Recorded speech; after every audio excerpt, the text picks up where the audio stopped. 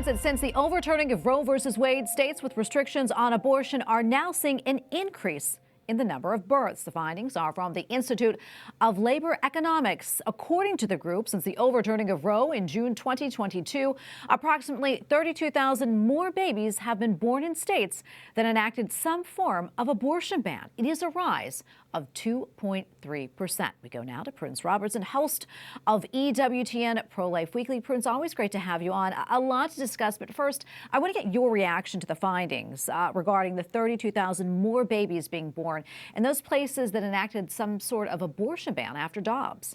Yes, well, Tracy, it seems like these pro-life laws are having the desired effect. It's no surprise that in very pro-life states like Texas and Mississippi, we're seeing a rise in births hovering at about 5%. And in terms of the demographics, the women that this is impacting, Hispanic women experienced an increase in births by about 4%. And so obviously this is to be celebrated. Lives are being saved. But we have to remember, just last month, a study from the Society of Family Planning showed that in states where abortion has been allowed to continue since the overturn of Roe, abortion has steadily increased in those states. And so we have to really realize that what's happening here is federalism playing out, right? The Dobbs decision, its intent was to put this matter back in the hands of states, and you're seeing the birth rates in both pro-life and pro-abortion states affected, based on that decision.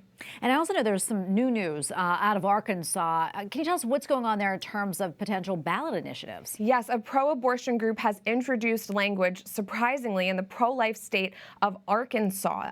The language that they proposed would allow for late-term abortions up to as late as 18 weeks old. And, this is a very pro-life state. The Attorney General rejected the first iteration of this amendment. They seem to be trying to stop it, pro-life leadership in Arkansas. But that's not going to stop pro-abortion groups from attempting to advance their agenda. They're not going to go away quietly. So it's important that we continue to track these ballot initiatives that are popping up nationwide. I want to switch gears here, Prudence. I want to talk about Argentina's president-elect Javier Milei and his stance on life and what that means for the pro-life movement in that country. I mean, some may remember back in 2020, they legalized abortion until the first 14 weeks of pregnancy. Prior to that, it was only permitted in cases of rape and incest or when a mother's life was in danger. That's right. And Argentina is now one of 3 states in South America that allow for abortions. They join Colombia and Mexico with these abortion policies. But pro-lifers are hopeful in Argentina with the election of Javier Milei and his vice president. The president now, Javier Milei, said in an interview before his election that he believes life begins at conception and that he'll do what he can to do away with current law that allows for abortion. And his vice president is